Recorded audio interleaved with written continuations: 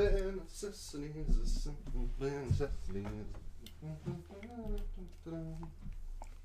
I can scoot the stable back. Look for the bare necessities, the simple bare necessities. Forget about your worries and your strife.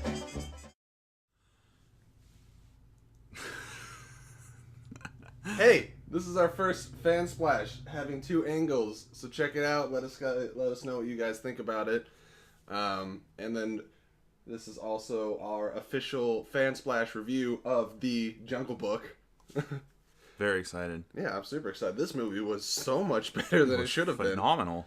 I did not expect it to be that good. I mean, I knew they had great voice acting talent, just talent in general, but they do that a lot with movies that, kind of flop. And this movie, the first footage ever came out like last year's D23, which is kind of like Disney's Comic-Con, for anybody that didn't know.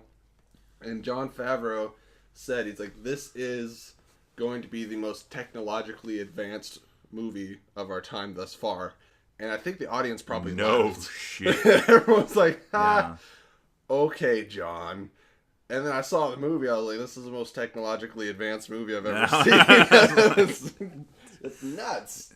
And you can't even, the trailers look good, but, you can't tell how incredible it is until you're sitting your butts in the theater getting fully immersed in this world that is filmed in the studio with just, various built, a couple minor built sets, but mostly CGI. Even the blades of grass that he runs through and branches that he's jumping off of, and of course all the animals that he's interacting with. The animals' faces, just the you could see everything, every little twitch, every emotion, and they look just like the animal too. Oh yeah, and it's like I see a lot of. I notice it first with Shere Khan, because the snarl. Well, because I have a cat, so there's kind of like cat things, that right. I was just, oh, holy shit, that attention to detail is incredible. Right. I definitely noticed, going back to cat mannerisms, there's a moment. This is also, guys, we didn't mention it already. This is a spoiler-free review, even though it does, for the most part, follow the original story of the Jungle Book. So if you watch the original animated movie, you'll be able to keep along with it pretty well. I think they change a couple things, but it's not... Yeah, I mean, there's not a whole lot to even really spoil. Yeah. Other than, but... They did something a little different at the end, but it was different from the animated movie, but you guys will see it hopefully when you see it, if you haven't already, which hopefully you have. But I was going to say, with Bagheera, there's a scene where he's out of breath and he's doing the cat pant, which is where they have their mouth open and their tongue's kind of hanging out a little bit. It's got the curl to it. I was like, that is an incredible attention to detail that nobody would notice if it wasn't there, but the fact that they put it there, it's like, wow, it's like all these animals felt like they studied those animals before putting them on the screen. Way they walk, and you could see their arms and their bones, the way they move is specific to that animal. I noticed the bear walk. I noticed the tiger walk. Oh yeah. The way Bagheera runs. Oh, the climbing. Yeah. Yeah. It looks like a bear trying to climb. Yeah, which is, it's something that's obvious when you think about it. Clearly they would want. That's a difference that you'd want to look at, but how were they able to do that 10 years ago? Sure. 5 years ago, even in animation, even in when you watch Spirited Away. I don't know if you've seen it. I know of it. I haven't seen it. They're hailing the attention to detail in it when she's putting on her shoes and then she taps it to set it in, and there's all sorts of different attention to details that are praised in just classic animation, but even in a lot of those and the ones that are like that do have that attention to detail, and it's a lot. There are a lot of them, and a lot of them do a good job, and a lot of it's perfect. But in this Jungle Book film, it was phenomenal. It was so weird because I'm the type of person, being, some level of a film critic. I critique films. I may not be an official film critic, but that's kind of what we are and what we do. I tear apart CGI. I am cruel and just evil to CGI when it comes to Transformers. Avatar was very impressive, but there's a lot of times where I'm I can't get into this movie because the CGI is putting me off. A perfect example for me would be Jurassic World. Yes. CGI is really putting me off in this movie. It was really good at some parts. At some points, it was really good, but you shouldn't be able to clearly tell. Like, backpedaling just a second, it was impressive. I was impressed. Sure. But it could have been better. Yeah. There are a lot of opportunities. I shouldn't be able to notice opportunities, especially with Jungle Book coming out, a year and a half, 2 years after it. Mm-hmm. I shouldn't be able to notice when they should have used animatronics. You know, it's like... Anytime you can. I mean, obviously when you have fast-moving dinosaur, like right. even in the original, they had to use CGI. Right, of course. But when they were in the raptors were in their cages, why was that CGI? Right. That animatronic, because he was even petting them, and you could tell he was petting nothing. Right. And that was annoying. But with this movie, I felt completely immersed with the Jungle Book, and I didn't feel like, oh, you know, CGI panther, CGI snake. I'm like, snake, that's talking. Panther, that's talking. And I just accepted it. It's so hard for me to just accept things in movies because I have such a critical viewing of them. What do you think? I mean, you said you had something to say about Shere Khan, but was there any specific one that you felt was captured the best? That's hard to say because I first noticed it with Shere Khan, so, and then I think I noticed mostly more cat mannerisms because I happen to have a cat. Yeah, you don't have a bear. Huh? I don't have. Well, I have a dog. I notice a lot of dog-like features in Baloo. Sure. And then especially with the wolves as well. So. And just the overall jungle and the little things with the birds. And... I was at a toss-up between Bagheera and Shere Khan, but you know what? It was Louis. It was crazy. Oh, yeah. And Louis it was horrifying. So, a couple weeks before we went and saw the film, there was a 3D video on YouTube that you could released. watch on your phone. And I didn't read anything in the description, so... You're just looking around. You're like, oh, so I knew it was Jungle Book, right? But I'm looking around. It's like, oh, you could be Mowgli. Oh, I'm in some temple. And then I was like... And then he starts talking, and I go, oh, shit. And I turn around, and he's just still standing in the shadows. And then he comes out, and he's massive. And it was legitimately terrifying. So, and then just, like, the way he sings is so it's Christopher Walken. I don't think... Screw loose. I don't think it could have been more perfect than Christopher Walken. I feel like there's a lot of perfect casting in this film. They gave King Louis, whereas King Louis was almost more of a, it's harder to take him seriously in the animated movie. This one, he's more like the gangster king of the jungle. Right. You feel like he's supposed to be scary, because I was a little scared of him when I was a kid. Like, I'd be like, oh, he's with the monkeys, and then it turns on him, right? And then I was more scared like a rapey vibe when it came to King Louis. I thought he was very... When he was a child? Or, I mean, when you were a child in the animated one? When I was a young lord, yeah. Uh-huh. But yeah, in the animated movie, like I didn't find him scary, but he creeped me out just because of his mannerisms and the way that he was very grabby, gropey. And, yes, absolutely. But he's terrifying in a different way in this one. Yes, and it worked. Yes, and he's huge, and he's horrifying, and Christopher Walken already has that haunting air to him, and he's got the that whole scary vibe about him. So he's phenomenal. He's such a good actor, I believe. Yeah. And then I haven't heard anybody say anything contradictory. I haven't heard a single freaking negative thing about this movie yet, and it's been out for a while, open for critical reviews. And I haven't looked at Rotten Tomatoes recently to see what it's at. I assume pretty high. I'd be curious to look that up after the video, maybe. But I think that's a good transition talking about Christopher Walken. Now that we've spoken about visuals so much, to go into kind of a breakdown of the voice acting and how we felt about Ben Kingsley as Bagheera, Bill Murray as Baloo, and then obviously Christopher Walken and Scarlett Johansson's small role in it, and what really stuck out to you. Well, I was worried when I first heard that Scarlett Johansson was going to be caught. And it's a lot like what Andy said in the podcast. It was perfect in the cartoons. Yeah. Cartoon, singular. But or somebody else said there was a Jungle Book too. Well, there is a Jungle Book too, but I doubt it's the same voice. I mean, I'm sure it's a similar voice, but it's not. Because I believe they did all those like Disney sequels in like the 90s or something like that, right. Or early 2000s. Right. But. No, that worked well. Bill Murray, I was a little thought it should have been God. It should have been God. It should have been God Goodman.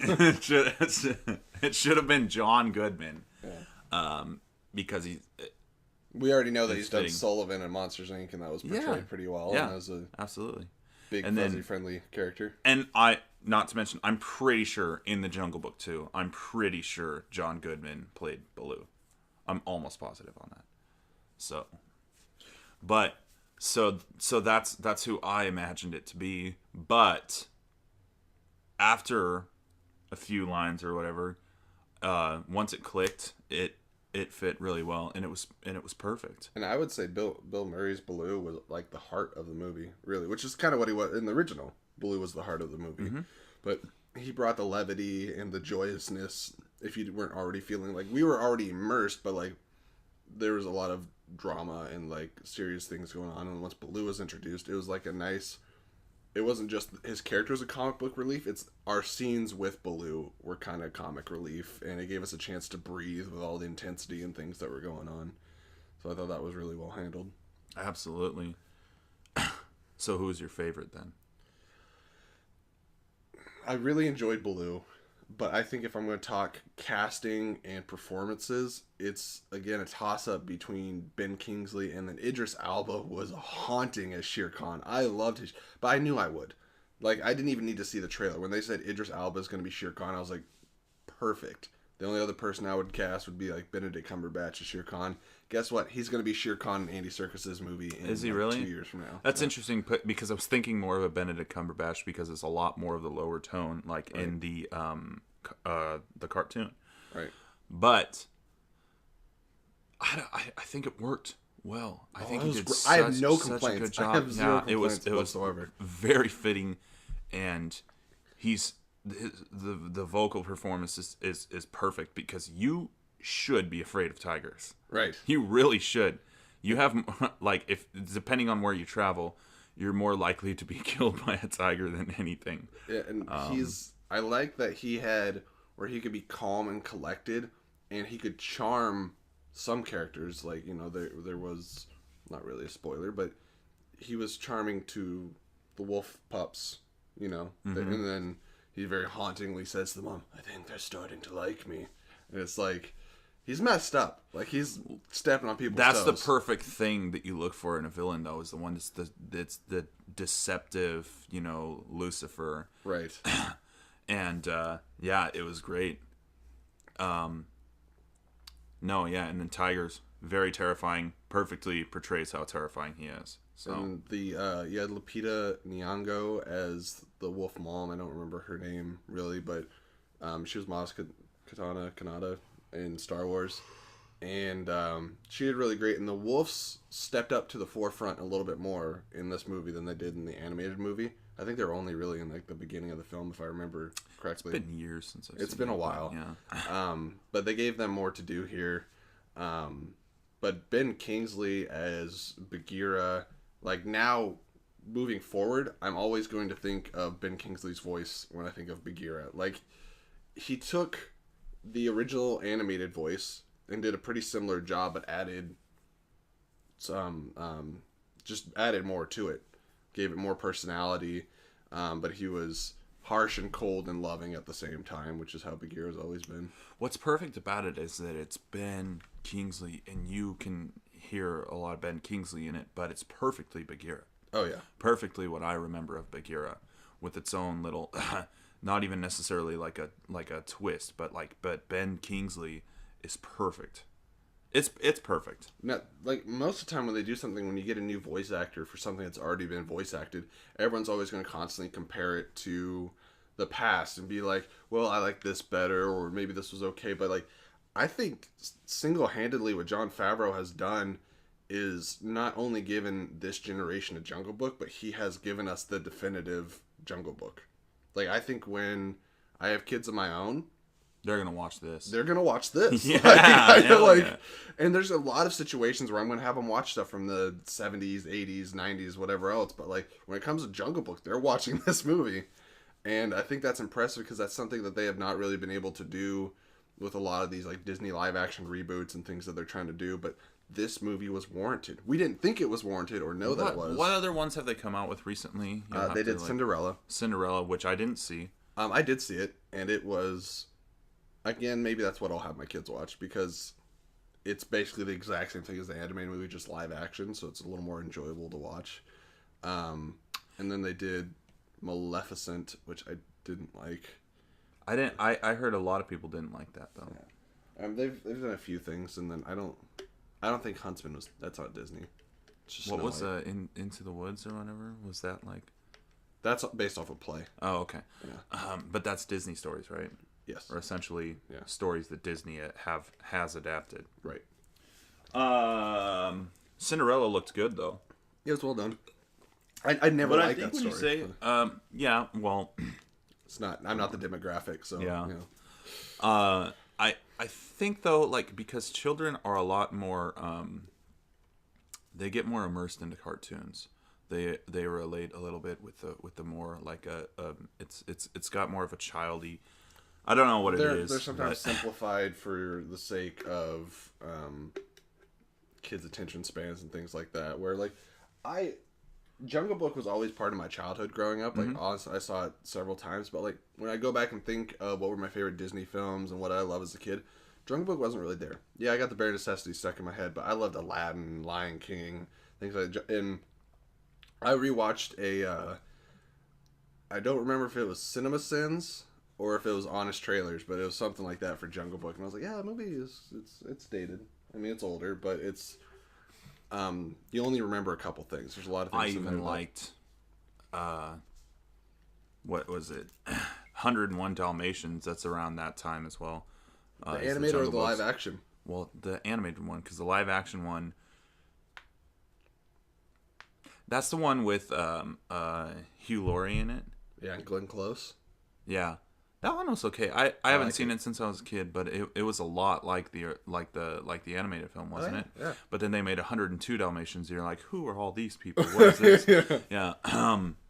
No, but what I'm saying is Jungle Book was like lower on it. I think the only one that I liked less than it was Pocahontas. Sure. And I think I might have liked it a little more than The Little Mermaid. But that being said, when I think back to my childhood, I wouldn't watch anything live action.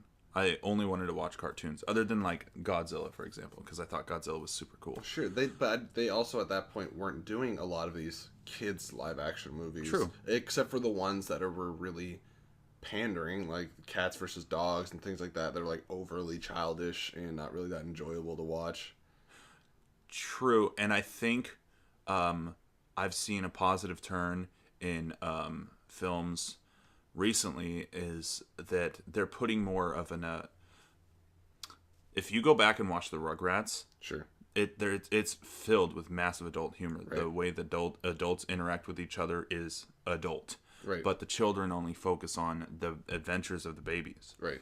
So they've put a lot of that into child entertainment with this, or into movies focused geared towards children. Right, and I think that's really appreciated. Like, there's a good example is I think most people consider Shrek to be a kids movie, right? I mean, it's a family movie, but it's a family movie, but it's an animated movie kids, that kids can watch. Children. It's rated PG. How much However, adult humor is in those movies? A lot, and I think that, right, and I enjoy all of those. Right, not so much the third one, right? But sure, in this movie, it's not so much that's adult humor. But me, being 23, felt no guilt watching this movie. I was like, that was just an enjoyable movie all the way through. And I think you felt the same way.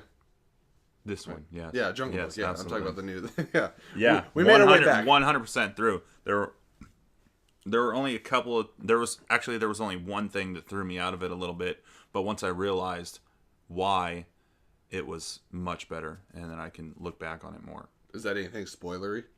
No, it was the music. Like it was a little ambient. Yeah, for anybody that didn't watch that podcast, let them know what bothered you a little bit. So the music isn't like traditional song and dance in a Disney film. It doesn't fully break out into song.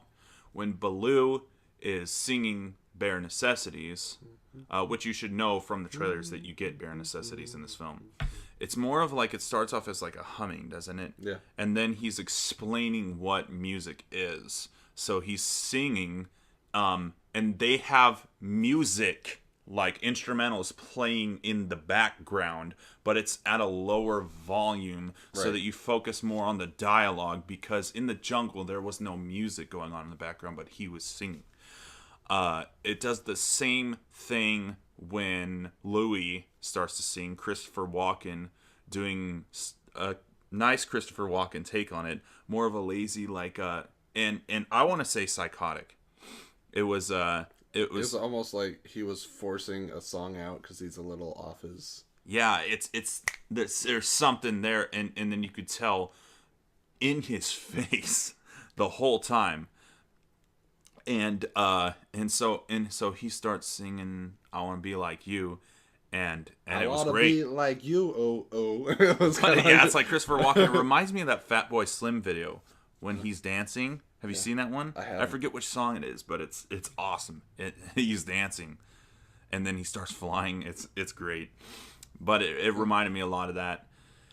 And but again, the instrumentals are turned down pretty low, and I don't want to say that this is a fact, because I think it might have been the theater we were in, but I'm not sure. Yeah. Do you know how that works? Because sometimes I'll go to theaters that are like a lot of levels are lower than the other ones. I think we were debating a little bit whether we thought if it was the theater or if it was built into the movie. So maybe we have to see it again when it comes out on DVD, which I would be more than happy to do. So if it does do fully in song, I would also be happy with that. That's totally fine. And if it was just the theater, But at the same time, I almost like that idea better now. That it's more of a background thing, just like accompanying the singing. It's almost like a wink and a nod to have the music there at all. Right.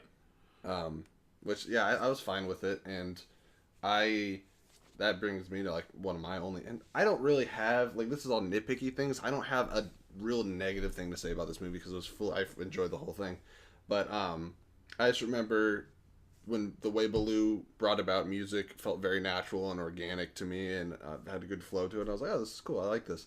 And then, and this might contribute to how you viewed it. When Christopher Walken started singing, it felt a little more forced, but I think you're saying that adds to his character because he's kind of nuts, which I like that perspective. That makes me enjoy it a little more than I did, because it was off-putting to me when I was watching the movie. I was like, oh, this is kind of weird, but I didn't view it that way. I had to collect that. I did while I was watching the movie. I had a problem with it until it kind of, his character became a little more full-fledged. Sure, but then so we've talked about visuals. We've talked about voice act. Did we talk about Scarlett Johansson? We did a little bit. I just said that I thought it was going to be bad, but I liked it. But I did want to say something about it. Go for it. So she's perfect, actually, when you think about it. I thought she had a very melodic. What's the word I'm looking for? The voices that put you to sleep. She's supposed to be. He's supposed to be hypnotically comfortable to him. She's supposed to have like a trusting voice, and I think that it was very trusting, seductive, and hypnotic, and it was perfect. And then, like, you're almost getting like involved in it and thinking that it's going to be over when she starts doing the hypnotizing eyes. You think, oh, they're actually doing that, because it was so immersive that I thought it was pretty well put. I loved the reveal that they did there, because she's telling a story and you're getting just involved and you're putting yourself in the story just like Mowgli is. And unlike in the original, when they showed what was happening, what Kaa was doing to Mowgli, they didn't. It was just like once they backed out, you realized that Mowgli was coiled up and helpless and defenseless. And I thought that was cool. Which is cool too, because she didn't lie to him, which is another thing that Satan doesn't do. Is he doesn't lie to you, but he twists, tries to make you sympathize for him. She wasn't necessarily doing that, I don't think, but when she was telling him of his origin, she was telling him the truth. Right, because Shere Khan telling him what happened. Yes. reinforces that. Yeah. So yeah, I thought that was well handled. There's a lot of people that said, "Oh, I wish Ka would have been in the movie more, like he was in the original," or well, she. Ka's a she in this one, but I had no problem with the amount of Ka that we got. No, it was nice, and it was. It would have been weird to have her back again. I think, in this storytelling, in the way that this movie was done. Oh, later. Yeah. Well, he had been like running for a couple days. Sure. Before he even. I'm just saying, like this movie, there's not 2 spots that you could have fit her in. Right. No, it was the right amount. Yeah. I wish it could have been just a little bit longer, just a little bit more of him being in danger. Sure. Really, before he was saved. Yeah. Would you call that a spoiler? I don't know. No. Yeah, spoiler, Ka doesn't kill Mowgli. Well, but if you don't who say who saves by, him? I would say who. Yeah, that might be a spoiler. Because I don't remember if that's the same way it happened in the animated movie. I don't think so. But... So I think we've covered all the voice actors. What do we think of Mowgli? And I'm sorry I can't remember his name, the actor. I don't know. Well, this is the first thing he's ever been in. Sure. So, I'm just looking at the poster and I'm just like really taking it all in. He was great. When you think about what he had to do for this movie, and just like not really having people to interact with, I couldn't do as good as this kid did. I've seen behind the scenes of how they did Scooby-Doo, and like the argument between Shaggy and Scooby when he's like, Raggy, and then he's like, yeah, like whatever, man. He's like, he goes, your mom eats rat poop. He goes, no, Scooby-Doo, your mom eats cat poop. That whole thing is just Matthew Mary Jane's Lillard, Man in a Mask. You know, just like I saw that. Yeah, so that's impressive that this entire movie is this kid. And let me add too that when you go and watch movies centered on a child actor, they do a good job. They do better than I could do, but they don't do really good. Right. Usually, like when I think of like who's a good actor, I'm not gonna add a kid into that. But did you ever feel like Mowgli was not surrounded by animals? No. Right. I just want to say his performance was flawless. Yeah. That kid did such a good job. A very good job. I'm just trying to picture, take all the CG away, take all the like plants, animals, whatever, and you just have a kid in a studio being like directed, look here, say this with this emotion. He probably he's like, had what, to do 12 maybe? So much work. Yeah. It was probably so hard. But I don't know, man. Yeah, it was. Yeah, I never felt like he wasn't talking to animals. Yeah. Once. I was very, very impressed. And I think it just kind of goes back to the CGI thing, is like the flawless. Usually when somebody touches CGI in a movie, you can tell there's nothing there, there's no weight there. But like when he would hug Bagheera or interact with another animal, it felt like he was interacting with something that was there. Mm-hmm. When he's walking through grass that isn't there, it's moving, it's interacting with his body, and I can't believe the technological marvel that this film is. The attention to detail is impressive, as well as the fact that it looks real. There's not too much that you look at it and think, this is a cartoon. That's CGI. Right. It's real. It looks real. I mean, look at that panther right there, man. Right. That is unbelievable. Did you see, I forget if it's Entertainment Weekly or Empire Magazine, but one of them did a photo shoot and they put all of the actors next to their CGI counterparts. I saw those. Yeah. Very cool. Yeah, that was great. I like Ben Kingsley leaning on the panther. I'm wondering now how much better it would look in one of these outlets that Jon Favreau was describing on Reddit yesterday. So he goes on to /r/movies and he says, hey, it's Jon Favreau. I appreciate all the feedback. It's getting really big. I wanted to show you some ways that you could see this movie. And the first one he mentions is Dolby Vision 3D, there's only a couple of places you could watch that. Sure. Apparently Los Angeles, New York, and Chicago area. And then 2 in the Netherlands. But then he mentions Real D, Cinemark Ultra 3D, Dolby Atmos sound, all sorts of different ones. I'm starting to wonder if we should have seen this in 3D, man. Because I usually don't like to see movies in 3D. Did you see the Super Bowl trailer for Jungle Book? No. Even though it was on like your 2D screen, they made it look 3D. They had like the black bars on top, and the animals would move past the bars. No. You kind of know what I'm saying? I understand what you're saying, but I didn't see it. Yeah, so there's like a 3D trailer for the movie on TV, and I remember thinking this is probably pretty cool in 3D. And I more so now with Jon Favreau's comments, and after seeing the movie, I think it would have been cool to see it in 3D.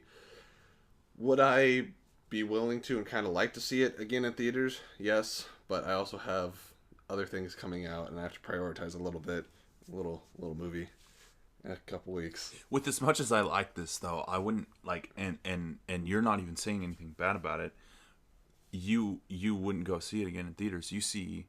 How many times did you see the Avengers? No, I want to see it again. I'm just saying there's other things happen. Like if there was a gap without movies, I would be happy to go see this again. Right, we have Civil War very soon. Yes. So.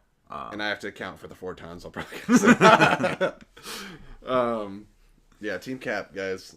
Off topic, but that'll be coming soon. You can get a review from us going there. But is there any final wrapping up thoughts about Jungle Book that you didn't feel like you got across? Yeah, I didn't get across how much I love Jon Favreau.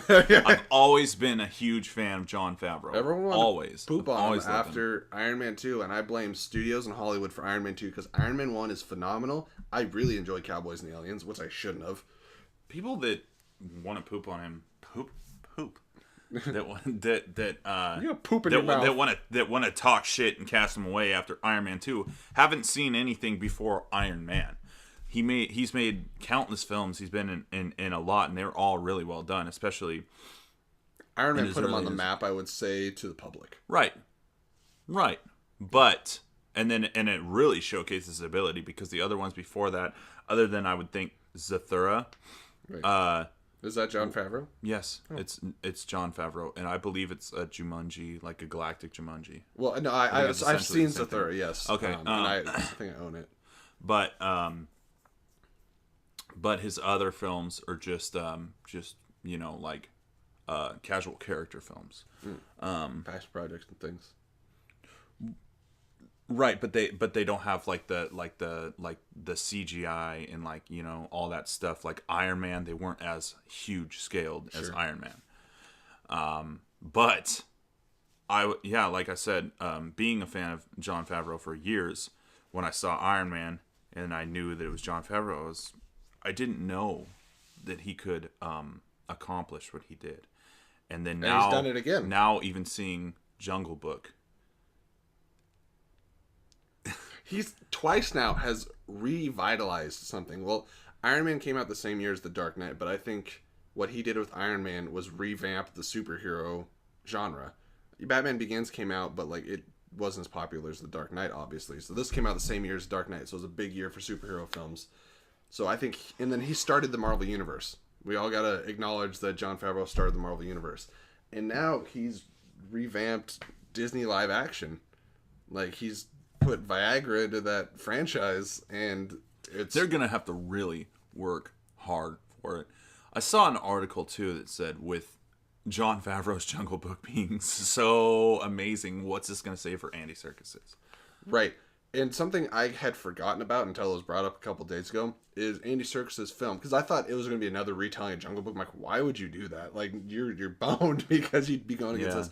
It's Jungle Book Origins. Okay. So I don't think there's going to be a Mowgli. Okay. I think, but you are going to get Bagheera and Baloo and Shere Khan and stuff, and people and other characters interacting before Mowgli ever came into their world. So is this entire thing without any people? My understanding is yes, unless they interact with Man's Village or something like that.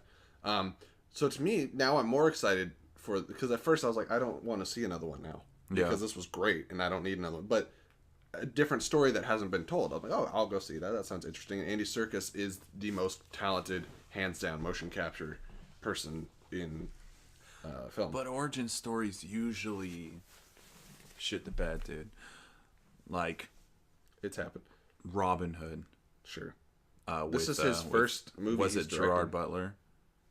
played Russell Robin Crowe. Hood. Russell Crowe. Mm-hmm. Yeah. That was an origin. I didn't like that very much. And then, classically, Wolverine, X-Men Origins.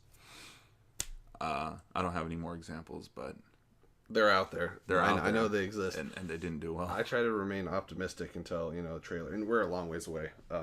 I have no reason to be pessimistic towards Andy Serkis. Though. Sure.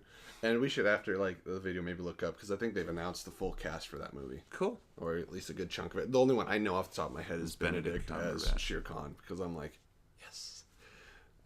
That's one way to get me to go see it. It's just put Benedict Cumberbatch in it. Cumberbatch is present. So yeah, it was... Jungle Book was great. Oh, what I was gonna say, because this is his second time... Well, if you count the two Iron Mans as one time... this is the second time he's worked with Disney and done something phenomenal for them. What would you think of sometime in the future, either a spin-off or an episode of Jon Favreau doing a Star Wars movie? Would he do a Star Wars movie? Who's doing episode 9? 9. Colin Trevorrow, and I'm really upset about it. So, and what did he direct? Jurassic World. Yeah. Get him out! I want Jon Favreau. Yeah, put Jon Favreau Put in Jon there. Favreau in there. It'll be a better movie. For sure. I'm excited for everything so far, because Rogue One is Gareth Edwards, which was Godzilla. And then episode 8 is Rian Johnson, who did Looper. I was like, cool. Looper was great. Yeah. And there's, Godzilla was not a perfect film, but there's elements that I really enjoyed about it. Oh, yeah. I mean, it was cool. Yeah. But I wish there would have been a lot more Godzilla fighting. That's why you watch Godzilla. That's it's for totally. to him to fuck the other monsters up. Exactly. But it was more of a beginning, So I understand it. Next one will probably A be lot better than the drug out Matthew Broderick one. It was just longer than it had to be. And he looked like a giant iguana. I still think he was cool though, and it was her. But King of Monsters. yeah, King. well, that's why do you think they never went anywhere else with it other than an animated series? Right. But I still enjoyed that film. Measuring it up to that one though, that one's much better. Godzilla's a little fat, but it's nice. So yeah, Jon Favreau for all things. Jungle Book was amazing. CGI is the best I've ever seen. The best I've ever seen. Casting, I wouldn't change a thing, really. Really no complaints about this movie. No. Yeah, like I said, every time I thought I had one, I just something else clicked in my memory to make it fit why it did it. One of those where you might get small inklings of something that you're Right. not sure if you like throughout the movie, but once the credits roll, you're like, that was great. That was great. And that's just the impression that I What got. an amazing shift from Batman versus Superman. It was just full of why did this happen? What was God. with this? If And why you is would've- all this? If you would have taken a year ago and been like, hey, Jesse, so you know how you have a, massive rager right now for Batman v Superman? You're going to like Jungle Book more. I'm like, F you. Jungle Book? I'm not even going to go see that. Yeah. I wasn't going to. I wasn't. And, yeah. Well, I wasn't either. Can we rate, I don't know if we have a rating system, but I'm thinking can we do an out of 10 Yeah. for Jungle Book? For sure. Because I think we said something for Batman v Superman. I think for what it accomplished, 10. I was going to say 9.5 for no particular reason. I don't have a reason necessarily to knock it down. A 0.5, but for some reason I have a hard time giving it the 10. Because I think that's a hard rating for me to give out. But Okay, I can see that. I don't know that I've Very never near ever perfection. necessarily given a 10 before, but it, like I said, mostly flawless. Mowgli did such a good job. All the voice acting was great. The attention to detail was phenomenal. Yeah. And the CGI was flawless. I think, dude, Baloo is at the top of that. I didn't even notice. I thought it was just, anyway. No, it was so good. And then Jon Favreau to just add the nerd boner to it.